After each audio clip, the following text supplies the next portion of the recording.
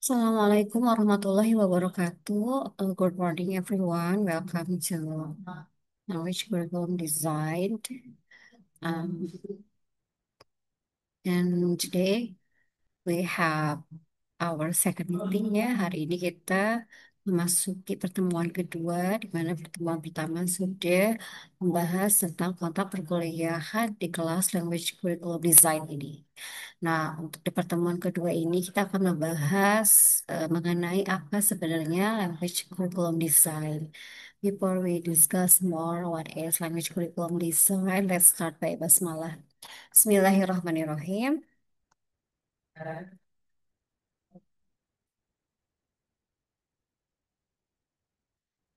Nah, untuk materi kali ini kita akan membahas tentang Objectives of Learning Language Curriculum Design ya, tujuan daripada mempelajari Language Curriculum Design ini. Kemudian juga ada beberapa history ya, latar belakang atau sejarah bagaimana sih Language Curriculum Design ini bisa berkembang.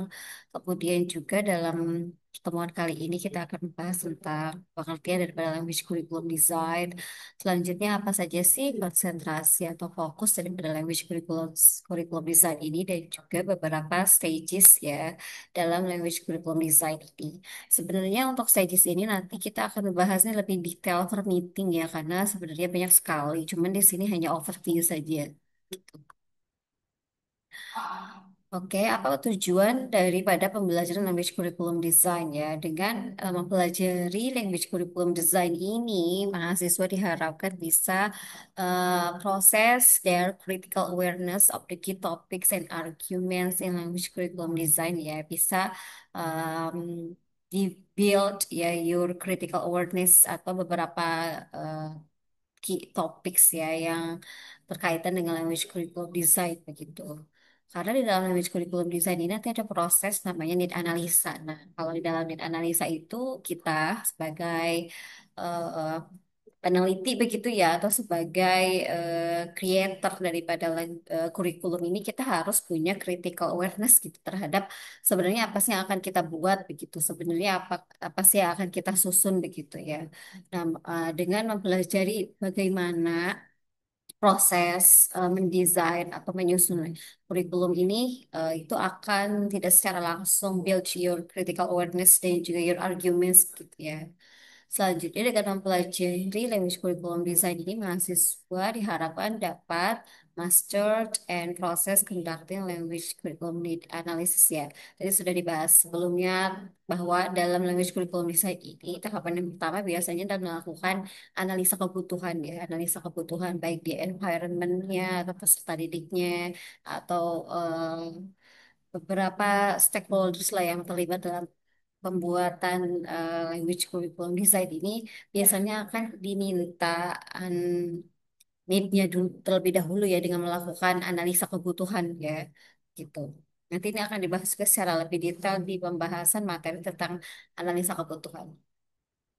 Selanjutnya dengan mempelajari language curriculum design, mahasiswa diharapkan bisa menguasai dan juga create critical evaluation of curriculum and pedagogical resources for language training ya. Nah, karena kita akan mendesain begitu ya. eh, Kurikulum atau kurikulum ini biasanya identik dengan mendesain silabus atau RPP atau bagian-bagian daripada kurikulum tersebut pasti ada beberapa banyak sumber ya sumber-sumber pedagogi yang akan kita pakai begitu. Nah, ketika sudah mencoba untuk mendesain gitu, kemungkinan kalian akan menguasai begitu ya atau memahami bagaimana teknik-teknik evaluasi ya sehingga nanti akan timbul di dalam diri kita beberapa critical evaluations yang berkaitan dengan tadi pedagogical resources untuk pembelajaran bahasa ini begitu. Selanjutnya adalah siswa diharapkan mampu research skills ya, analytical and critical thinking abilities and able to express ideas in writing. Nah, karena memang dalam proses language curriculum design ini ada beberapa yang harus ditulis begitu ya, karena kan disusun dan pasti juga akan ditulis. Nah, itu akan membangun kemampuan analisa kita, ke kemampuan critical thinking kita, gimana? kemampuan ini ya untuk mengekspresikan ide-ide kita gitu ya melalui tulisan tersebut gitu. Selanjutnya, tujuan daripada pembelajaran language curriculum design ini adalah promote a deeper comprehension of language for both academic and cognitive development ya. Tidak hanya mampu menganalisa ya, tapi juga dalam pembelajaran language curriculum design ini kita akan mampu mengembangkan ya akademik maupun kognitif eh, akademik dan kognitif atau kemampuan akademik dan kognitif kita gitu ya. Sehingga kita menjadi lebih paham karena apa? Karena selain kita mempelajari teorinya, materinya, kita juga mungkin akan membuat ya tidak kurikulum secara a whole curriculum atau huge curriculum ya, tapi juga mungkin ada beberapa part-part yang seperti project begitu ya, tapi projectnya mungkin hanya karena masih di tahap S1 tidak akan membuat kurikulum serta merta begitu karena itu kan banyak sekali prosesnya begitu. Ini hanya untuk memperkenalkan saja begitu a brief how we design a language curriculum di ya. Kemudian mungkin mungkin yang akan dibuat at the end begitu ya seperti silabus atau RPP kemudian juga eh, framework ya, framework how to create a language curriculum aja sih. Kalau misalnya untuk membuat satu kurikulumnya itu kita harus betul-betul eh, memahami banyak hal dan juga melakukan research secara mendalam begitu ya. Nah, karena ini masih di tahap S1, mungkin hanya baru sampai eh, understanding of the theory dan juga memperkenalkan dan juga mungkin akan diajarkan sebenarnya tahapan-tahapan how to design curriculum hanya saja mungkin eh, sampai batas desain frameworknya saja ya belum sampai detail kurikulumnya begitu. Selanjutnya, yang terakhir, objective of language curriculum design adalah developing a flexible yet structured learning environment that is adapted to the requirements of the students, encourage participation, support general science and material, and incorporate language instruction into the curriculum ya.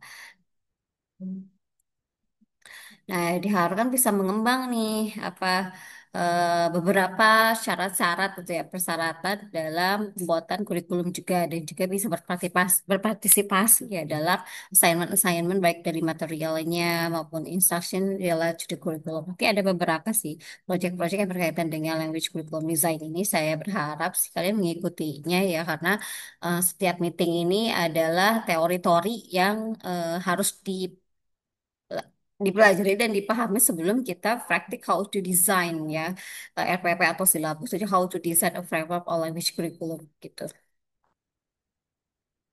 Nah ini adalah sejarah daripada kurikulum bahasa begitu ya. Atau background kenapa sih kita harus membuat kurikulum bahasa begitu ya. Nah, sebenarnya ini diawali dari Perang Dunia Kedua ya. Nah, kemudian pada Perang Dunia Kedua ini pembelajaran bahasa Inggris ya, baik sebagai foreign language ataupun sebagai second language itu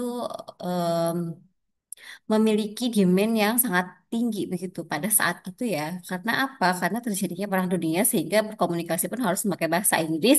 Tidak hanya itu sebenarnya juga ada perdagangan begitu ya, pertukaran mahasiswa pada saat itu memang sangat tinggi begitu sehingga penggunaan bahasa ini sangat dibutuhkan khususnya bahasa internasional begitu ya. Di mana ada beberapa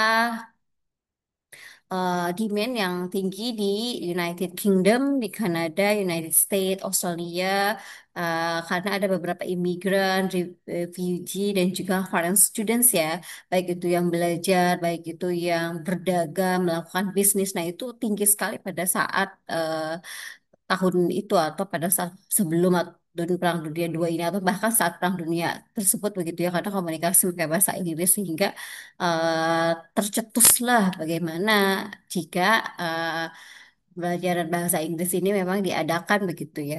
Nah, pada tahun 1950 Nah, English use in worldwide communication had grown significantly. Nah, akhirnya pada tahun 1950, komunikasi menggunakan bahasa Inggris ini meningkat begitu pesat ya. People were significantly more mobile due to the rise in international travel and air travel. Ya, the use of English in international trade and commerce has grown. The expansion of radio, film, and television bolstered the role of English. Nah, karena kebanyakan komunikasi yang dipakai atau bahasa yang dipakai pada saat itu adalah bahasa Inggris, dan juga beberapa media ya media saat itu seperti radio, film, televisi itu menggunakan bahasa Inggris sehingga orang-orang yang terlibat begitu ya, baik itu dalam pertukaran mahasiswa, perdagangan, bisnis itu ya dipaksa untuk memakai bahasa Inggris.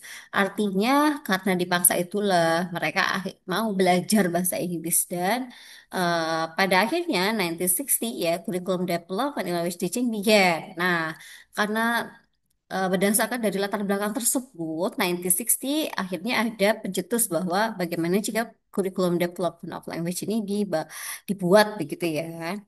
Nah, karena pada saat itu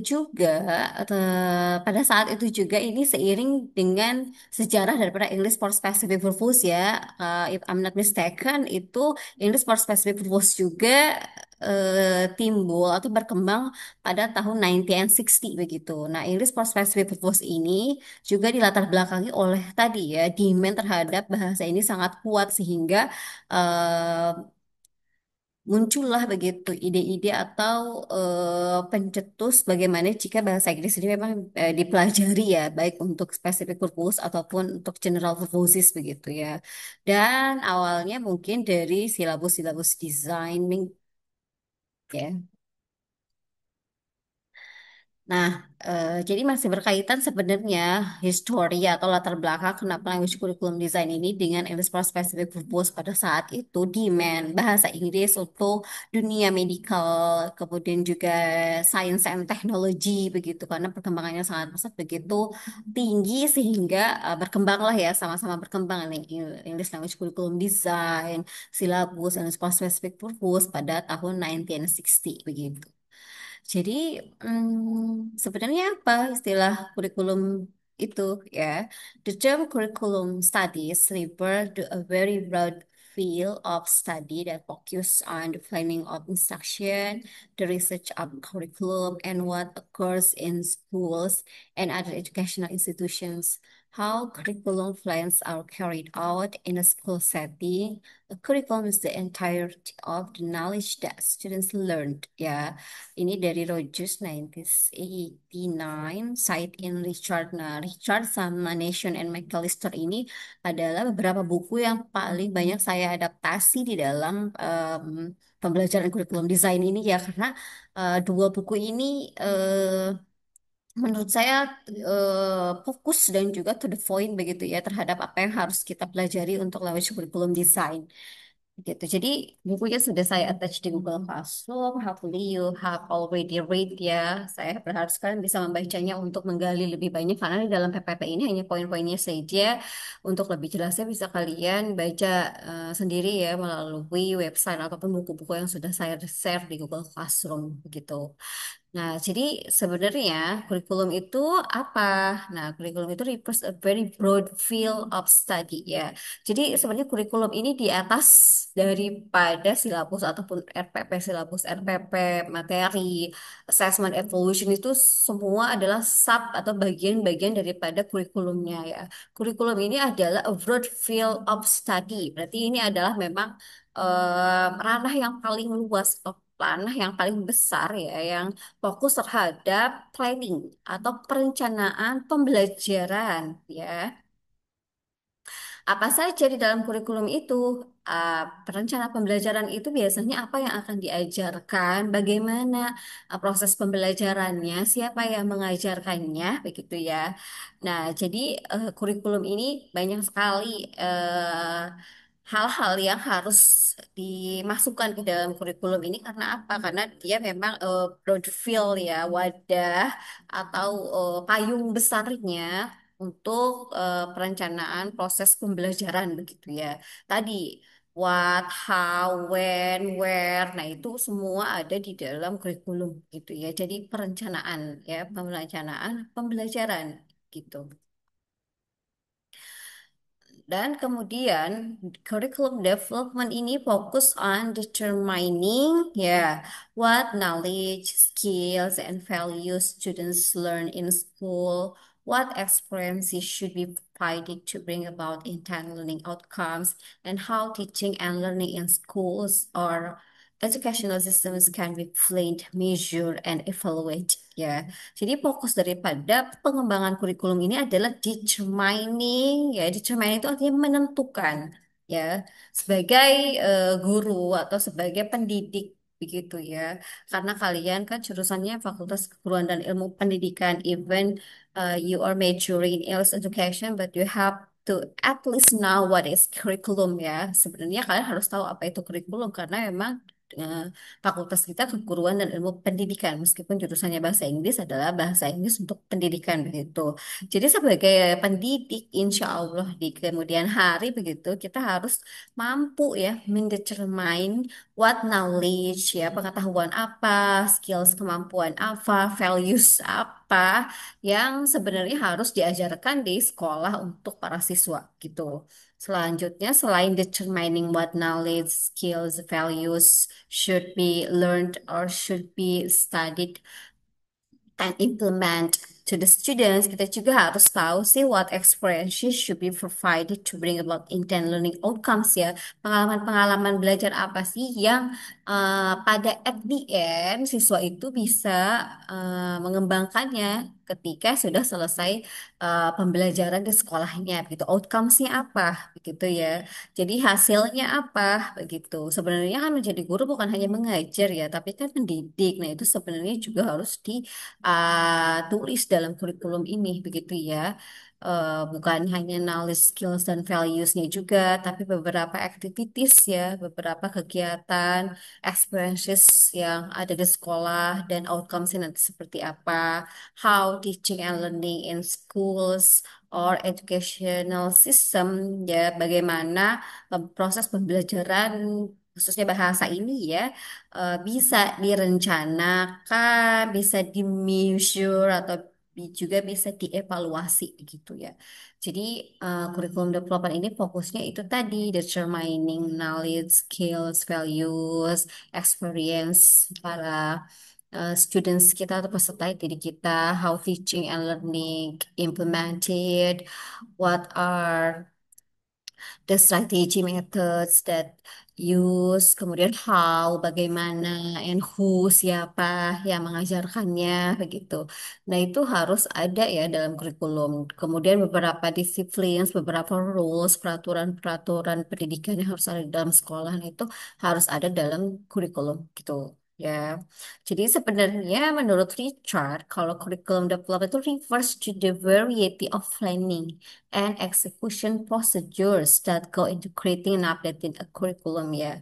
Jadi sebenarnya pengembangan kurikulum ini adalah variety of planning ya, beberapa variasi perencanaan atau prosedur-prosedur dalam dunia pendidikan yang diupdate ya, namanya kan kurikulum development begitu kan pengembangan kurikulum. Kalau misalnya kita sudah punya kurikulum nih, sebenarnya itu harus dievaluasi apakah sudah sesuai dengan zaman yang sekarang. Kita kebanyakan pakai kurikulum yang dulu misalnya, kemudian itu kan harus dievaluasi seperti halnya pemerintah. Why the government should revise the curriculum? Sometimes every changing the minister begitu ya. Sometimes the curriculum also is changed begitu ya.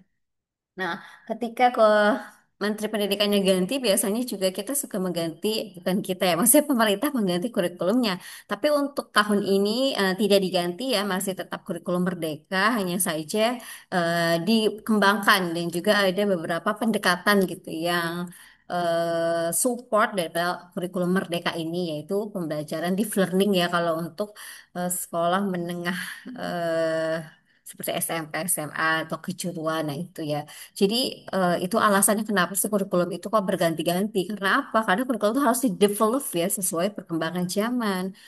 Untuk sekarang ini adaptasi teknologi misalnya yang paling banyak atau AI. Nah, itu sebenarnya kurikulum juga harus mengikuti itu. Kalau misalnya kurikulum kita yang pakai pada kurikulum yang saat ini masih dipakai dan mungkin masih mengacu kepada KTSP atau misalnya kurikulum yang 2016 begitu ya. Sebenarnya mungkin ada beberapa part yang masih relate, tapi beberapa part lagi yang harus diimprove atau di-develop begitu ya, sehingga why? Nah ini sebenarnya alasannya kenapa sih kurikulum itu suka berganti karena seiring dengan perkembangannya waktu, proses pembelajaran, kemudian juga perkembangan sains dan teknologi itu sangat pesat sehingga pendidikan harus mengikuti itu begitu ya. Kalau misalnya kita masih pakai kurikulum yang dulu ya akan tertinggal begitu. And then, nah, di sini juga ada beberapa pengertian yang berkaitan dengan language curriculum development ya. Nah, refers to the field of applied linguistics, yeah, that addresses these issues. It describes an interrelated set of processes that focus on designing, revising, implementing, and evolving language programs ya. Karena language curriculum development ini atau pengembangan kurikulum bahasa ini harus dikembangkan begitu ya. Sebenarnya dia adalah proses yang mana fokusnya adalah bukan hanya mendesain, merevisi, mengimplementasikan, tapi juga ada proses evaluasi daripada program-program bahasa begitu ya. Kalau misalnya kita mau membuat dari awal itu bisa juga karena di sini ada proses designing ya. Kemudian setelah didesain kita revise, setelah revise kita implement, di mana setelah implement kemudian dievaluasi lagi begitu ya. Nah, begitu dan begitu terus ya karena tadi seiring perkembangannya zaman language kurikulum itu harus di develop begitu ya. Apalagi untuk bahasa ya karena bahasa juga kan sudah perkembangannya begitu cukup pesat ya mungkin dulu bahasanya masih foreign language tapi mungkin dengan perkembangannya zaman menjadi second language nah itu juga kan harus dirubah kurikulumnya begitu ya. Selanjutnya, understanding of language curriculum itu juga atau language curriculum development juga merupakan sebuah proses ya that are used to determine the needs of group of learners ya. Jadi selain dia itu variety fields of educations, kurikulum juga adalah sebuah proses yang mana dalam sebuah proses ini ada namanya determine the needs of the group of learners. Artinya tadi kita harus melihat kebutuhan daripada para peserta didiknya begitu ya. Selain itu juga nanti ketika kita sudah determine the needs of the group of learners to develop aims objectives for a program to address those needs, to determine appropriate syllabus, course structure, teaching methods, materials, and to carry out an evaluation of the language program that results from this process ya. Nah, ini kurang lebih sama yang sudah saya sampaikan sebelumnya bahwa dalam pembuatan language curriculum ini ada proses apa namanya mengembangkan ya tujuannya, kemudian juga ada determining appropriate syllabus ya. Karena setelah kita mengetahui analisa kebutuhan atau kebutuhan para peserta didik itu kita akan mudah untuk mendesain silabus ya. Karena apa? Karena pertanyaan-pertanyaan berkaitan dengan silabus itu mungkin nanti akan dibahas di dalam analisa kebutuhan. Seperti materi apa sih yang materi bahasa Inggris apa sih yang support your speaking skill atau misalnya yang materi reading apa sih atau topik reading apa sih yang support pembelajaran atau support pemahaman kamu terhadap reading. Kemudian juga metode, strategi apa sih yang kamu butuhkan dalam pembelajaran bahasa Inggris, materi apa sih yang kamu butuhkan dalam proses pembelajaran di sini, evaluasi apa sih yang kamu butuhkan untuk support your understanding atau untuk support your comprehensions begitu ya. Untuk beberapa hal-hal yang berkaitan dengan tadi topik, materi, metode, strategi, material, begitu itu akan ditanyakan dalam analisa kebutuhan tadi ya, gitu.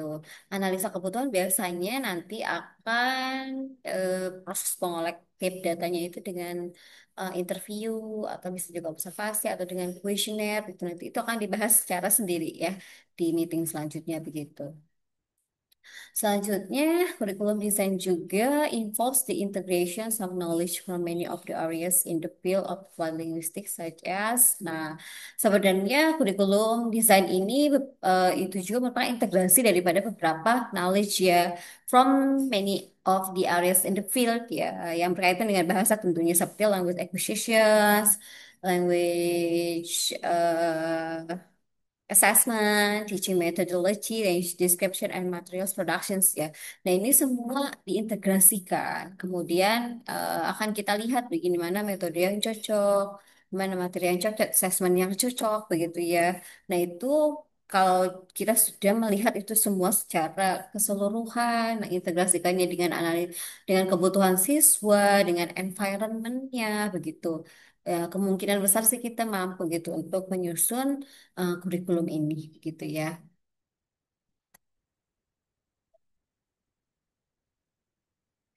Nah, di sini adalah model bagian-bagian daripada kurikulum design proses ya from nation. Nah, di mana nation eh, menggambarkan proses mendesain kurikulum ini seperti yang pertama adalah saling berkesinambungan ya. Artinya di sini yang pertama mungkin the language setting dulu, kemudian factors language in society, political and national context, group and individual attitudes. Nah, hal yang pertama mungkin dilakukan adalah setting, the language setting dulu nih, kayak framingnya. Kemudian juga patterns of languages in society. Kemudian juga kita menganalisa environmentnya ya, di society. Ataupun tadi juga bisa melakukan need analisa baik di environmentnya ataupun di peserta didiknya. Kemudian juga kita harus lihat juga political and national konteksnya gimana nih. Nah, khususnya kalau misalnya untuk kurikulum yang dikembangkan oleh pemerintah itu biasanya harus ada political and national konteksnya begitu. Selanjutnya ada group and individual attitudes. Nah, setelah itu baru kita ada namanya group dan individual attitudes. Dan baru kita juga mendetermine atau menganalisa need-need dari grup ataupun individuals ya. Nah, to answer to these questions, determine policy ya. Biasanya dalam kurikulum design itu kita akan mention who are the learners. Nah, siapa sih sebenarnya peserta didiknya? Who are the teachers? Siapa juga yang akan menjadi gurunya? Why is the program necessary? Kenapa sih program bahasa saya ini maksudnya harus ada atau penting begitu dalam kurikulum pembelajaran kita?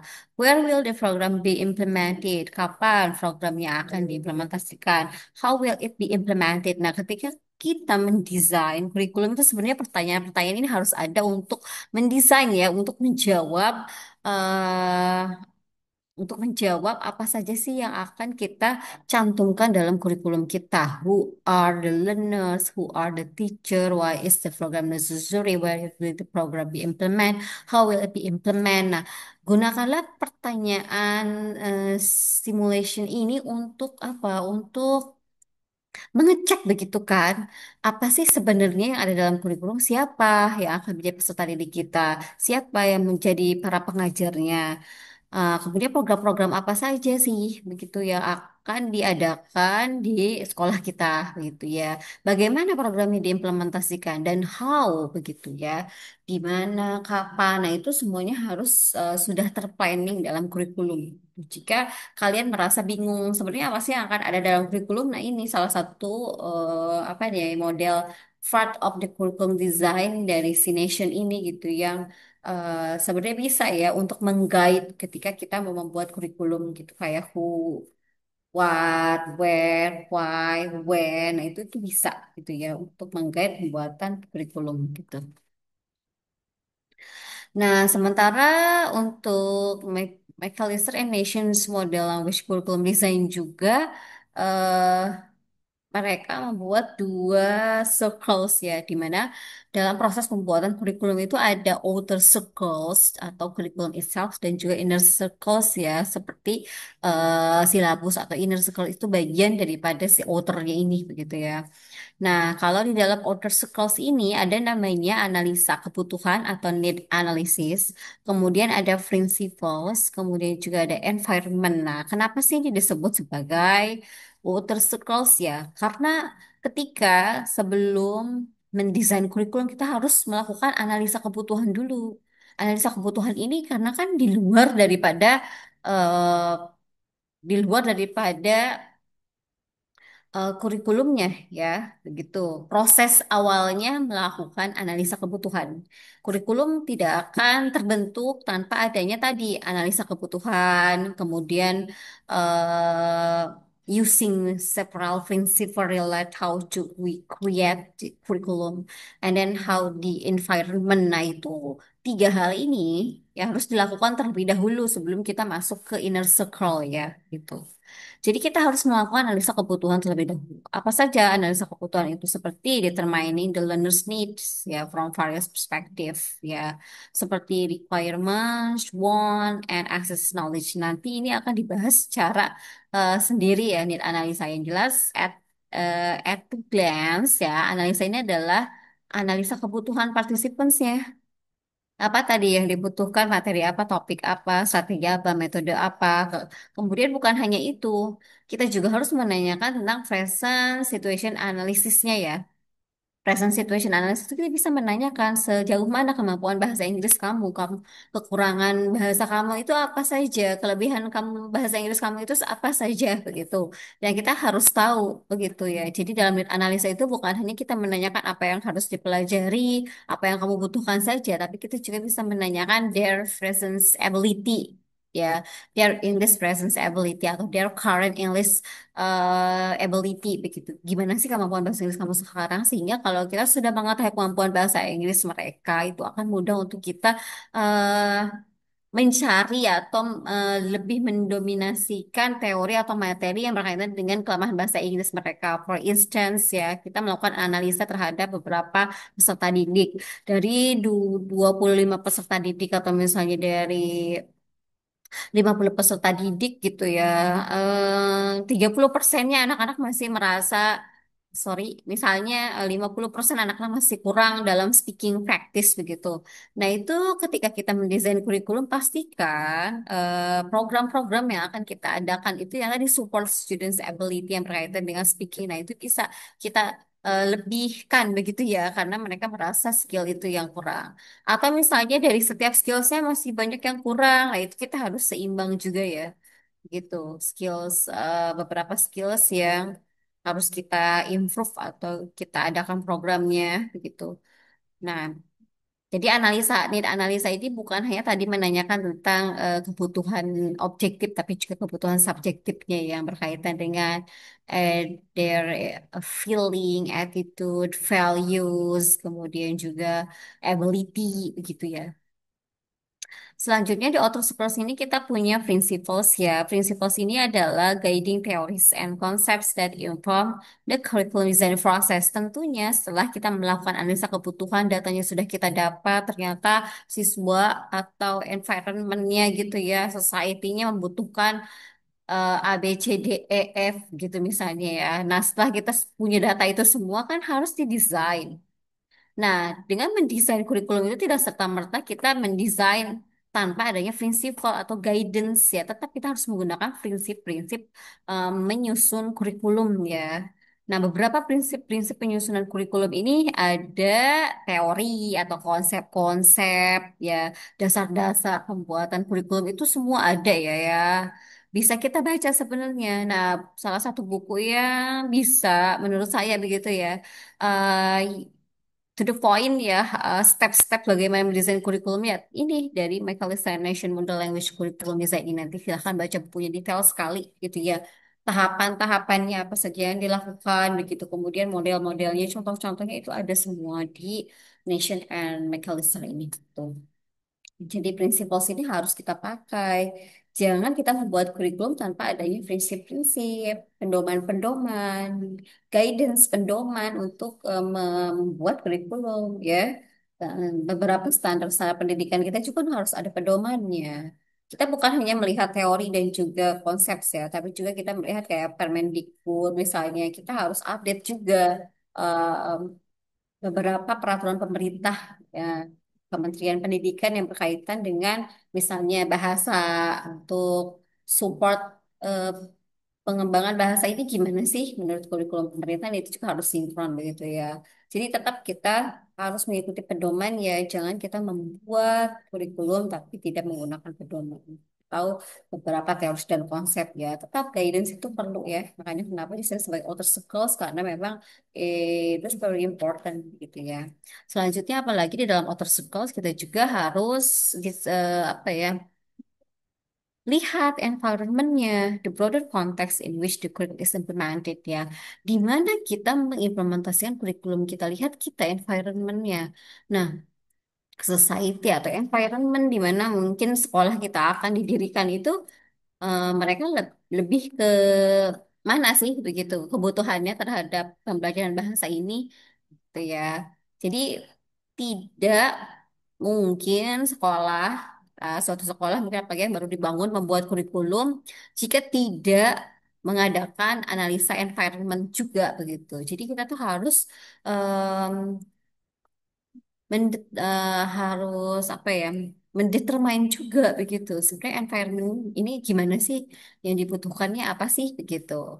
Ya, jadi jangan kita membuat kurikulum yang emang environment kitanya nggak support begitu ya. Contoh deh, kenapa kebanyakan sekolah-sekolah internasional itu adanya di kota gitu. Kurikulum merdeka, kurikulum mereka biasanya menggunakan apa?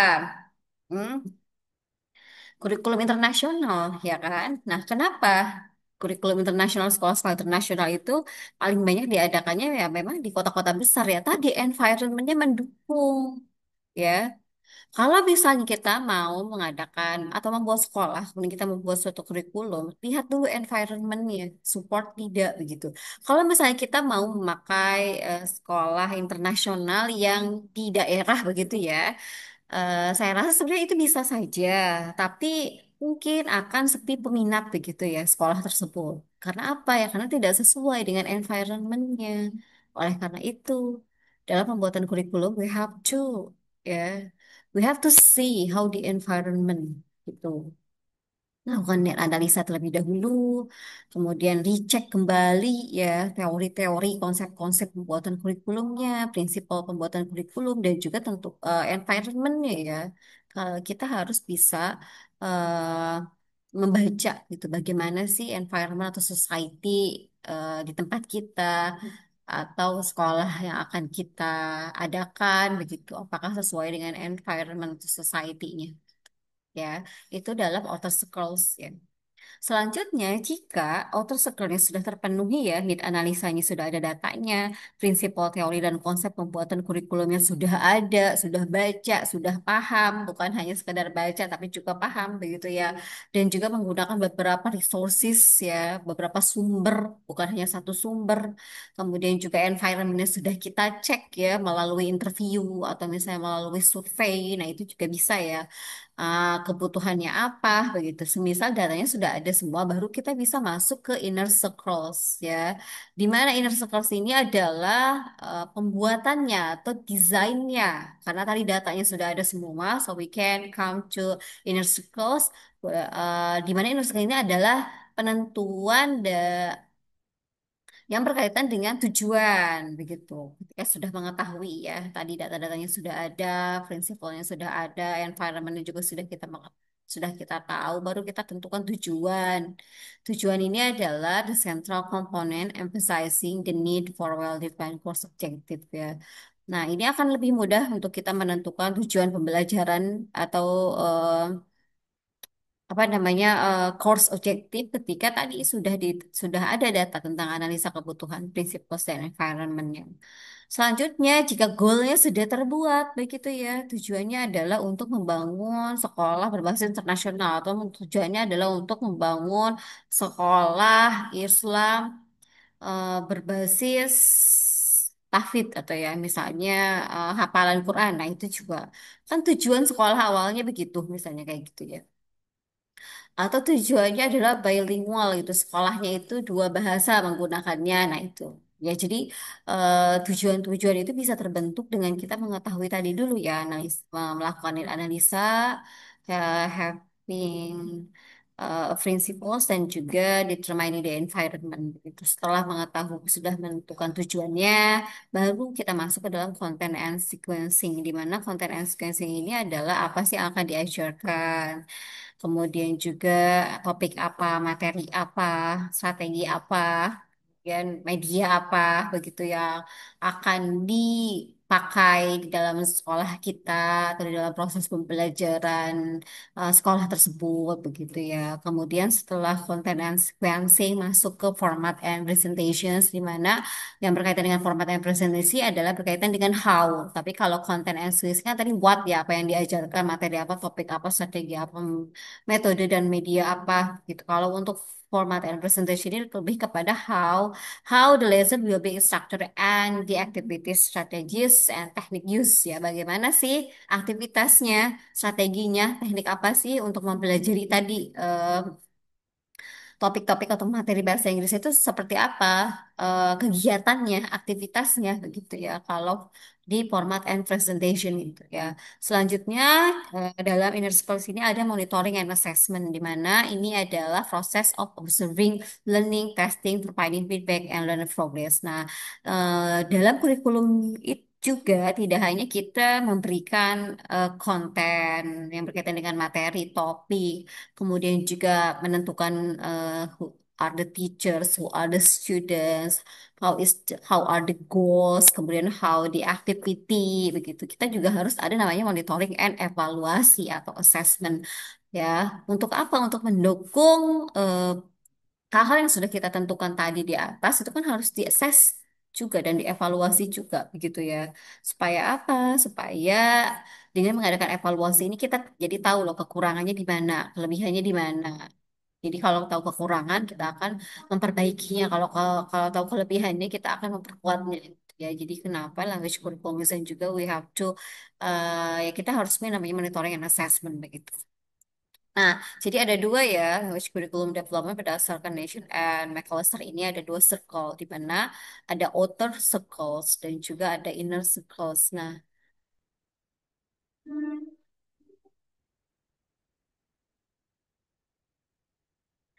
wait,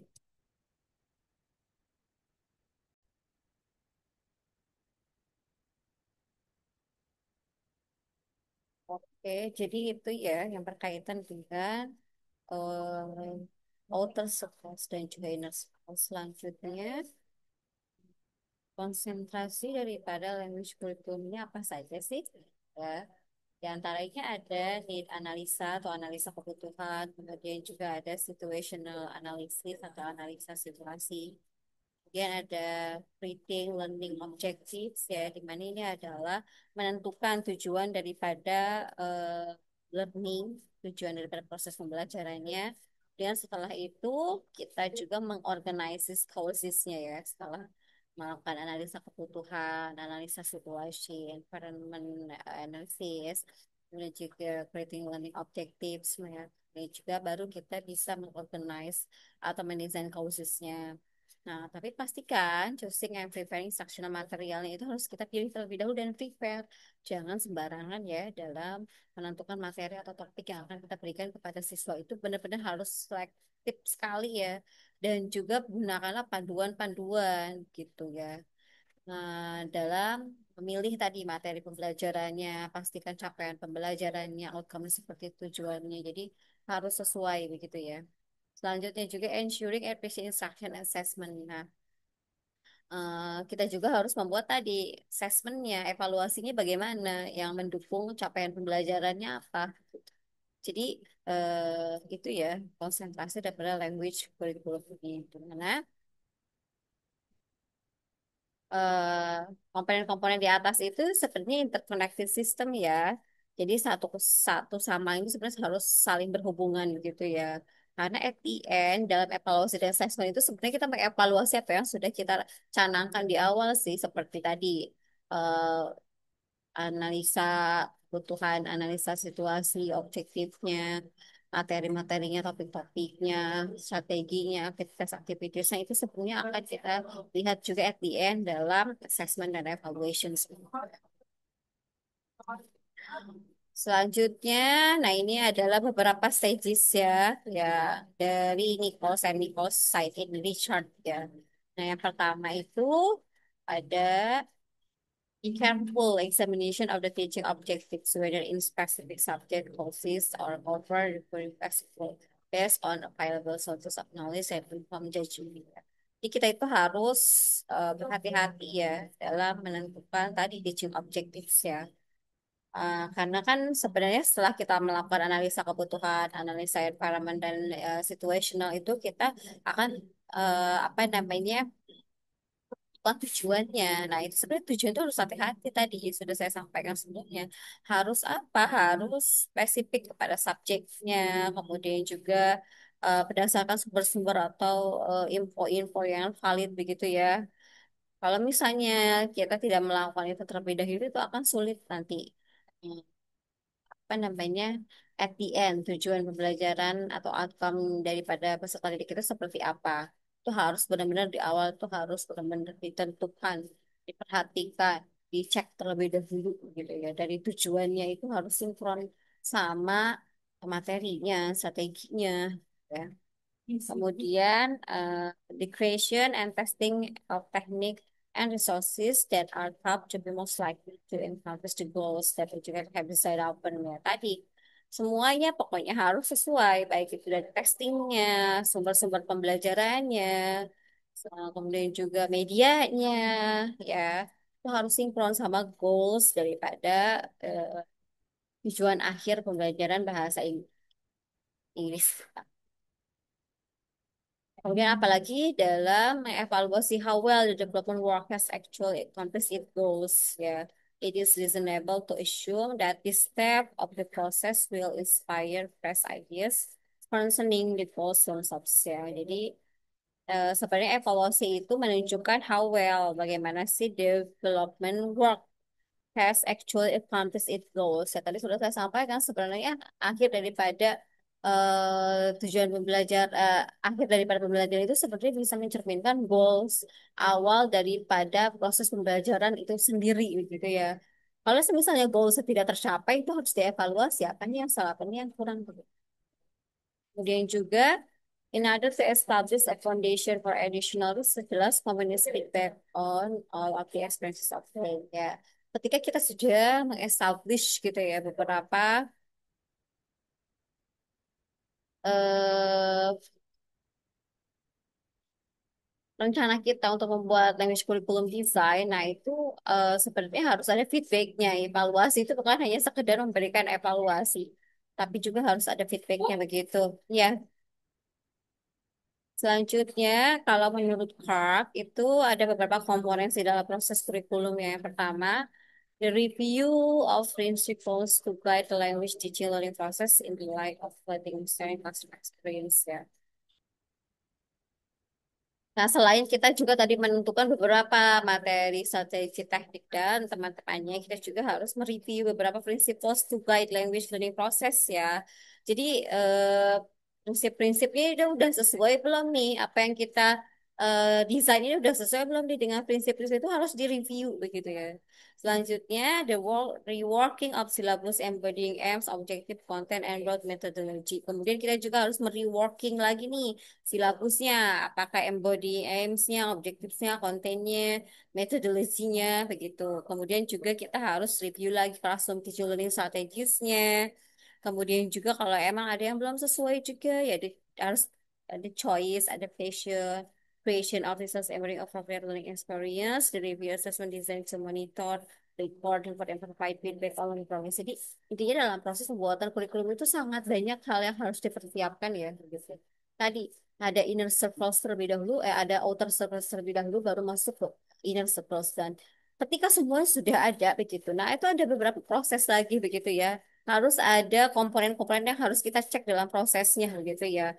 Kita harus mereview apa yang sudah kita desain sudah sesuai belum dengan prinsip-prinsip atau konsep-konsep daripada pembuatan kurikulum. Kemudian harus kita cek lagi silabus yang kita buat sudah sesuai belum, baik itu dari EM-nya, objektifnya, kontennya, metodenya, assessment-nya, evaluasinya. Kemudian juga kita harus cek di dalam kelasnya, implementasinya seperti apa. Review classroom teaching learning strategisnya bagaimana, udah sesuai dengan apa yang kita sudah tuliskan dalam kurikulum.